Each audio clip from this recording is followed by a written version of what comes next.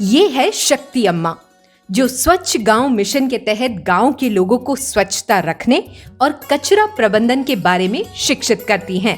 ये कार्यक्रम Hindustan Unilever limited के सामाजिक पहल शक्ति द्वारा कई गांवों में चलाया जा रहा है। इसका उद्देश्य लोगों को सफाई के प्रति जागरूक करना और गांव को कचरे के दुष्प्रभाव से दूर रखना है।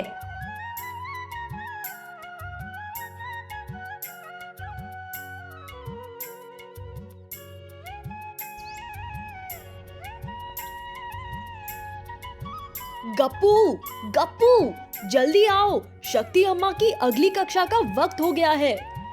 हाँ हाँ अपू, बस आ गया, चलो चले। पिछली बार शक्ति अम्मा ने हमें कचरे के 4 प्रकार बताए थे। आज भी कुछ नया ही होगा कक्षा में। मुझे तो बहुत ही अच्छा लग रहा है कि हम सब बच्चे बेहतर कल के सिपाही बनने के लिए तैयार हो रहे हैं। हम तो तैयार हो रहे हैं, पर गांव के लोग कचरा इधर उधर ही फेंकते रहते हैं। ये देखो ना, राजू ने चिप्स खाकर पैकेट सड़क पर ही फेंक दिया। उधर सरिता मौसी ने सब्जियों के छिलके घर के बाहर ही डाल दिए। वो देखो, गोरिया गाय को चाहिए खाना, पर किसी ने पॉलिथीन में ही खाना डालकर दे दिया। ये सब देखकर मुझे बड़ा गुस्सा आता है। और मुझे तो भूख लगने लगी अप्पू। क्या गप्पू, तुम हर वक्त खाने के बारे में ही सोचते हो क्या? नहीं नहीं अप्पू, बड़ी अजीब तरह की भूख लग रही है। अब तो ये भूख शक्ति अम्मा की कक्षा में ही शांत होगी। चलो जल्दी चले। कचरे की उम्र बढ़ेगी तो हमारी उम्र घटेगी। आ गए हमारे बेहतर कल के सिपाही। हाँ, तो आज का विषय कहाँ से शुरू करें? शक्ति अम्मा, पहले तो आप गप्पू की समस्या दूर कीजिए। आज इसे अजीब सी भूख लगी है। सुबह अपने घर से खाकर आया था, अभी रास्ते में भी मेरा टिफिन खा गया और कहता है अभी भी भूख नहीं मिटी। क्यों गप्पू, क्या हुआ? तुम्हारी तबीयत तो ठीक है? जी शक्ति अम्मा, मैं ठीक हूँ। दरअसल मुझे खाने की नहीं, ज्ञान की भूख लगी है आज। पिछली कक्षा के बाद आज भी कुछ नया बताएंगी ना आप, तभी मेरी भूख शांत होगी। घबराओ मत गप्पू, आज तुम्हारी भूख जरूर शांत होगी, क्योंकि आज हम जानेंगे कि कचरा प्रबंधन में गड़बड़ी कहाँ होती है और इसके कारण कचरे को सड़ने में कितना समय लग जाता है। तो चलो शुरू करते हैं। सदियों पहले लोग अपने कचरे का निपटान दूर भूमि क्षेत्र में एक गड्ढा खोदकर करते थे। तब कम जनसंख्या के कारण कचरे का उत्पादन भी कम होता था। अब जनसंख्या बढ़ चुकी है, कचरे का उत्पादन भी बढ़ गया है। ज्यादा कचरा गैर जैव है, जो आसानी से खत्म नहीं होता और धरती पर अधिक समय तक रहकर प्रदूषण का कारण बनता है। कचरे के कुप्रबंधन से जल प्रदूषण, मिट्टी का कटाव और वायु प्रदूषण हो सकता है। तरल और ठोस कचरे का प्रबंधन और निपटान, उसका उपचार और उसे रिसाइकल करके फिर से उपयोगी बनाना अपशिष्ट प्रबंधन के अंतर्गत आता है। और बेहतर कचरा प्रबंधन के लिए सबसे जरूरी है घरों से ही गीला और सूखा कचरा अलग करने की शुरुआत की जाए।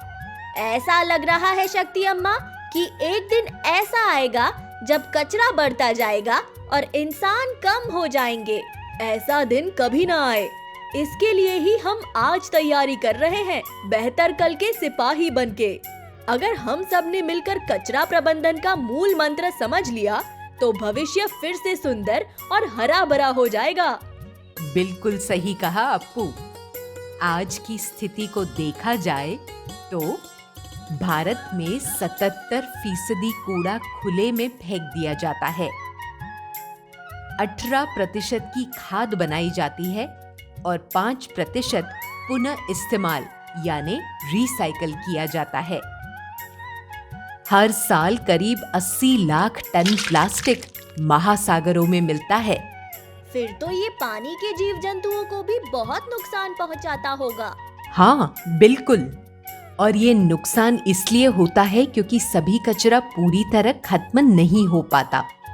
अब देखो और समझो कि कौन सा कचरा पूरी तरह नष्ट होने में कितना समय लेता है। आमतौर पर एक केले के छिलके को सड़ने में 2 से 10 दिन लगते हैं, जबकि एक सेब के छिलके को लगभग 2 महीने, एक संतरे के छिलके को 6 महीने लगते हैं और प्लास्टिक की बोतलों को 450 साल या उससे अधिक समय लगता है। और कचरा भराव क्षेत्र में प्लास्टिक की थैलियों को सड़ने में 10 से 1000 साल तक का समय लगता है। क्या 1000 साल? हाँ बिल्कुल, इसलिए तो पॉलिथीन की जगह कपड़े के झोले और प्लास्टिक के कम से कम इस्तेमाल की सलाह दी जा रही है, ताकि प्लास्टिक प्रदूषण पर नियंत्रण लगाया जा सके। अब हम समझे शक्ति अम्मा कि कचरे की उम्र बढ़ेगी तो हमारी उम्र घटेगी। अब बताओ गप्पू, क्या तुम्हारी भूख शांत हुई? हाँ शक्ति अम्मा, आज भी बहुत कुछ समझ आया कि कचरा प्रबंधन की शुरुआत हमें अपने घरों से करनी होगी, ताकि हम सब मिलकर एक बेहतर भविष्य बना सकें और गांव को स्वस्थ रखें। शक्ति अम्मा, आपने हमारा दिमाग तो ज्ञान से भर दिया, पर बाकी गांव वालों का क्या? सही कहा अप्पू, हमें सभी गांव वालों से भी बात करनी चाहिए। अगली कक्षा में हम उन्हें भी बुलाएंगे। अब खुश? तो आप भी कचरा प्रबंधन की शुरुआत अपने अपने घरों से करने को तैयार है ना? तो फिर बताइए, एक केले के छिलके को सड़ने में कितने दिन लगते हैं? 5 से 10 दिन या 2 से 10 दिन? एक प्लास्टिक की बोतल को सड़ने में कितना समय लगता है? 100 साल या 450 साल? एक संतरे के छिलके को सड़ने में कितना समय लगता है? 1 महीना या 6 महीने? क्या आपने सभी सही जवाब दिए? बहुत बढ़िया। तो अब और भी नई बातें जानने के लिए मेरी अगली कक्षा में जरूर आइएगा। नमस्ते।